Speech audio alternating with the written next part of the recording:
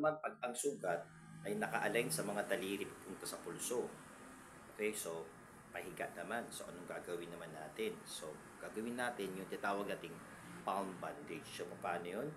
Itingala ang palad at ilagay ang dressing. Ilagay ang gitna ng bandage at itumba like this o itayo ang ating kamay. Ngayon, mula rito, kukunin mo yung nasa likod na side at ipapatong mo dito sa may area ng hintuturo at iipitin ito. Pagkatapos nun, kukunin mo itong nasa harap ng palad mo na side at iparaan sa pagitan ng kamay at ng side ng bandage.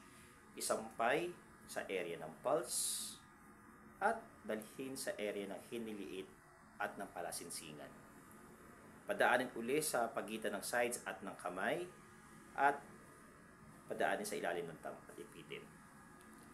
Ngayon, itong sobra naman, ang gagawin naman natin, ipapatong lang. Pwede ba tayo magbuhol? Ang sagot, yes, pwede tayo magbuhol. Pero kung minsan sa emergency, minsan di na nagagawa yung buhol, ang ginagawa na lang natin is tinatak. So tinatago natin yung tinatawag natin mga sobrang tails and ends. So ito na naman, pan-check, capillary refill natin yung ating thumb. So again, itong ating palm